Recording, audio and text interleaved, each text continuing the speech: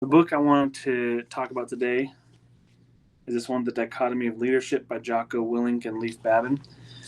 Um, Great book, by the way. Great for leaders. Great for anybody that's looking to just take control of their life. It's a really awesome book, so I like it a lot. I read it a while ago, and then I kind of read through it again briefly, like skimmed it, looking for my favorite lessons, little tidbits, advice from the book. So, without further ado, let's jump into it. I wanted to go to page 35. Um, Also, anybody who has read this book, sorry, not read this book, but listened to this book, knows, I don't know, their voices are pretty cool when they're telling the stories. Like, if you've read it but haven't listened to it, I encourage you to go listen to it. And then if you haven't done either, go listen to it first and then read it. So, um, okay, so yeah, I want to go to page 35. What I had underlined here is a leader must care about the troops, but at the same time, the leader must complete the mission. And in doing so, there will be risks and sometimes unavoidable consequences to the troops. And he's talking about this little lesson, this dichotomy of leadership, to a regional manager of some company. And he goes, the regional manager now realized that he had to balance caring for his people with accomplishing the mission, and that failing to balance those two opposing goals would result in his failure to do either. I have a hard time saying that word. Um, and I really like that.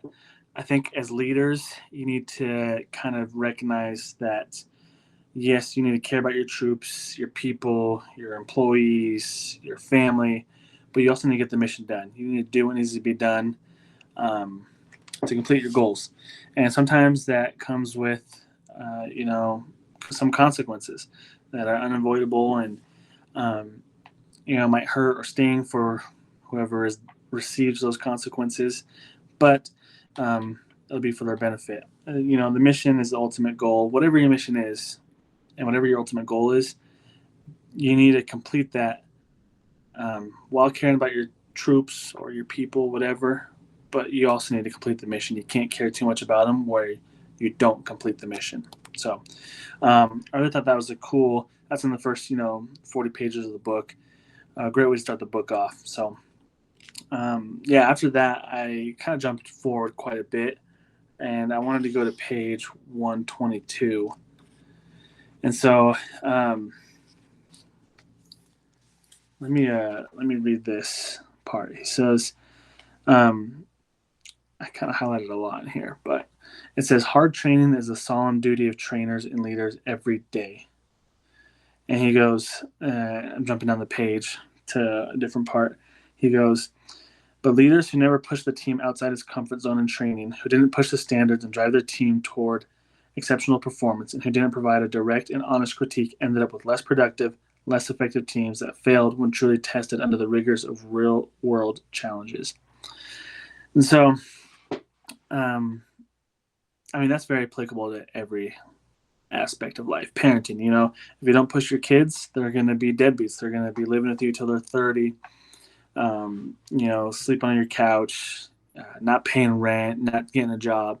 If you're the coach or the leader, captain of a team, basketball, and you don't push your teammates or you don't push your players, they're not going to meet the expectations you have. They're not going to, be the best that they can be. You need to push them in order to let them and help them unlock the next level. Same with the military. Same with any sort of company that you own or work for. Like, you need to push the people that are with you in order to have them be battle tested, in order to have them be ready for whenever life punches them in the mouth. And so he goes on to say the strategic goal of training must always be to build capable leaders at every level of the team. For this, hard training is essential, but if training is too hard, it'll break the team and minimize learning and growth. So there must be balance. Train hard, but train smart. I think it's an important caveat to what he's talking about. Say you're a high school football coach.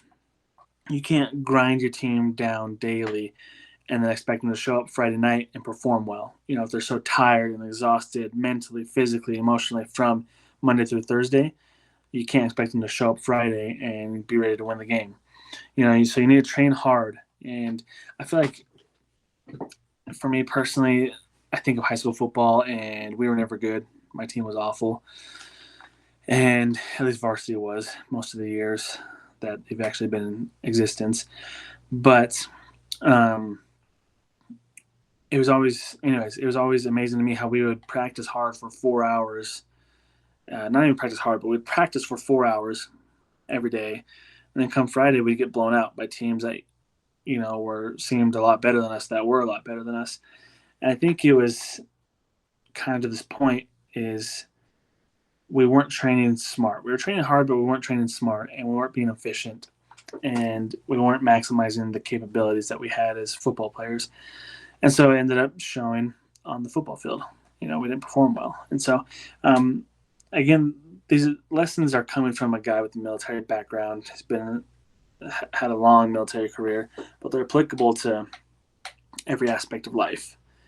You need to train hard, but train smart. And whatever you do, whether it's, making a podcast like me, whether it's, starting a business, parenting your kids, learning a new hobby or skill, whatever it is, you need to train hard and train smart, whatever you're trying to do with your life. And so,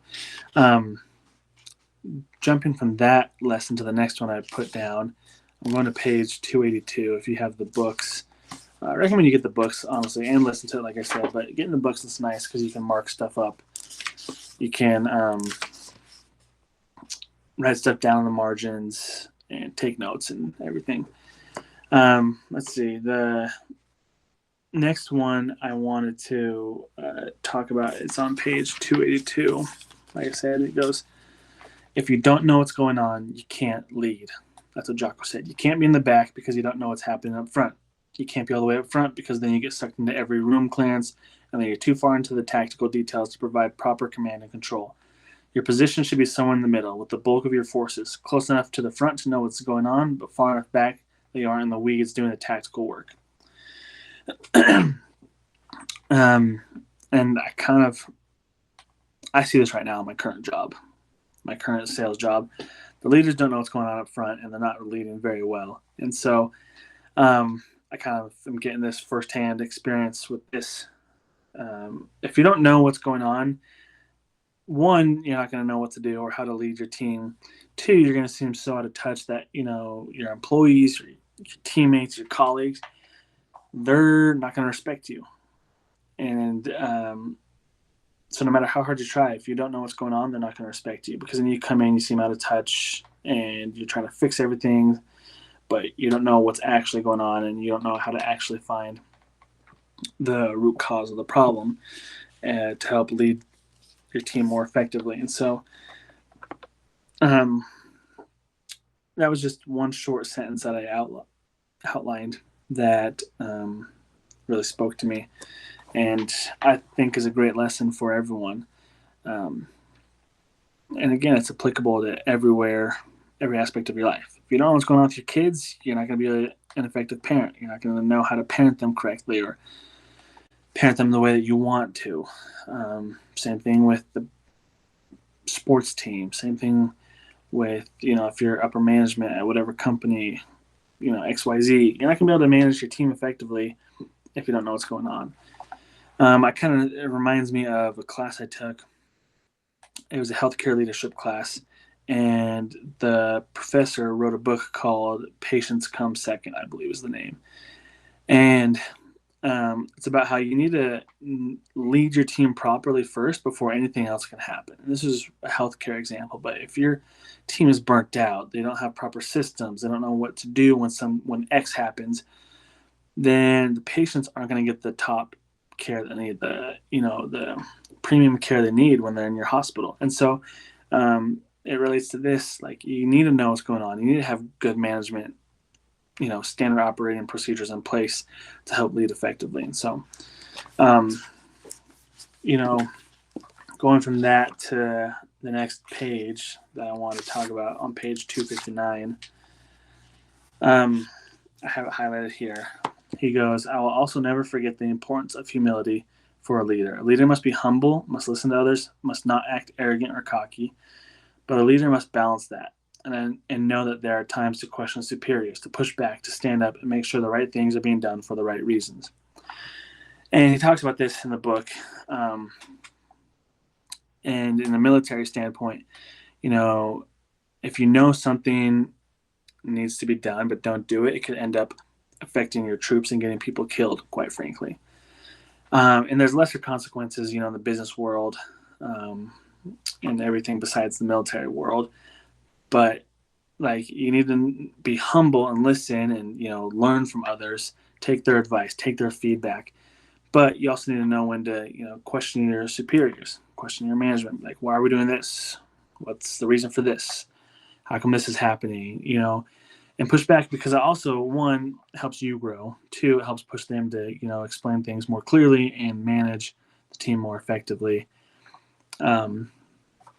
But it's kind of another dichotomy that he talks about. You need to find that balance between being humble, but also knowing when to push back and when to stand up and when to, do what is right, even though it might not be what others want you to do. So going from there, there's a section of the book that I highlighted. It's a few pages. It's a little bit longer, but there's a few things that I highlighted. Several things that I highlighted. I don't know why I put down all these pages, but okay, yeah. This is the title of the chapter is Plan But Don't Overplan. He goes, misery can be a remarkably effective teacher, and this was a lesson I would never forget. Don't try to plan for every contingency. Doing so will only overburden you and weigh you down so you cannot quickly maneuver. Yes, contingency planning is extremely important, but I've gone too far. I should have regulated my plan for contingencies with these questions in mind. And he goes and names a bunch of questions. And he then goes on to say in the next page, I now understand that overplanning, trying to solve every problem that might occur, could create many more challenges, put our troops at greater risk, and detract from our ability to most effectively accomplish the mission. I'm going to skip a few pages ahead. He gives some advice on how to actually plan for, a mission plan, business plan, whatever. He goes, choose at most the 3 or 4 most probable contingencies for each phase, along with the worst case scenario. This will prepare the team to execute and increase the chance of mission success. He goes, how early on in his career, he wanted to plan for every single possibility. Everything that could happen, they would have a plan. And what ends up happening, instead of being prepared, is you become overwhelmed. And that causes you to overthink things. It causes you to forget things. It causes you to not be as mentally prepared as you would be had you just planned for a couple contingencies, for a couple things to go wrong. And so I think personally that that's great advice for every individual, because then,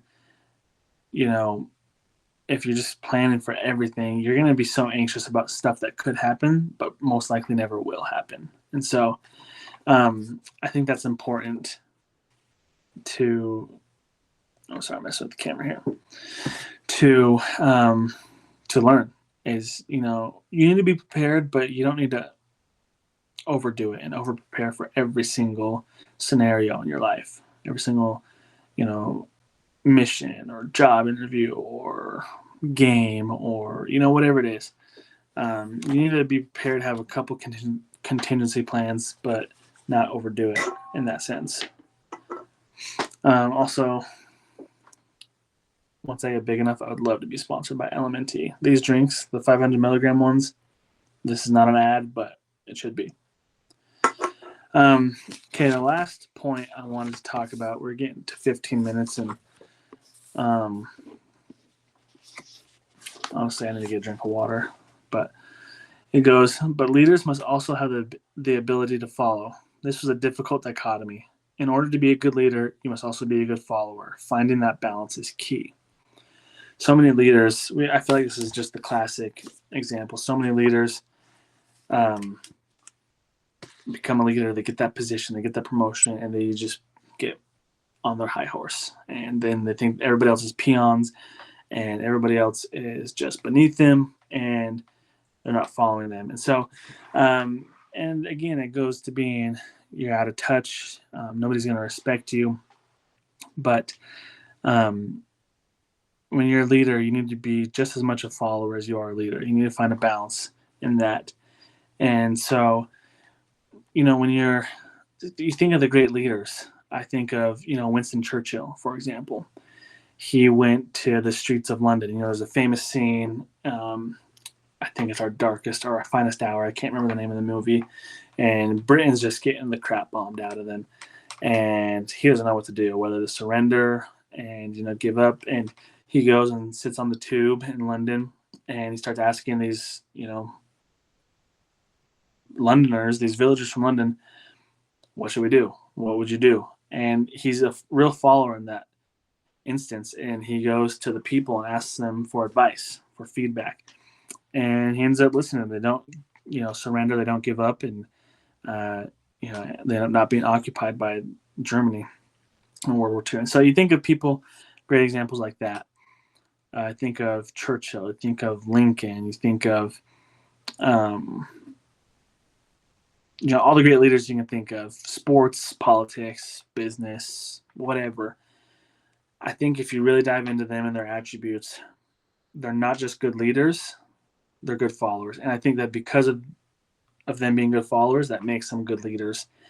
And I think that's something that we can all take into account for our lives. I think of parents. Parents aren't just here to tell you, do this, do this, do this, do that, do that, do that.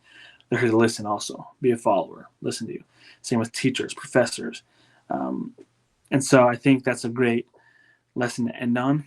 I love this book. Again, it's The Dichotomy of Leadership by Jocko Willink and Leif Babin. I've done like 2 kind of businessy books on the past 2 reviews. I'd love to do more of those types of books, but also any other books that you guys have recommendations for. So any recommendations you have, let me know. Like I said, it doesn't have to be business. It could be any genre, and I'll talk about it. Any lessons I learned from it, lessons from the characters, whatever is going on. So thank you so much for listening. Please subscribe to the podcast, subscribe to my Substack. I'm hoping to grow this thing to the moon. So thank you so much.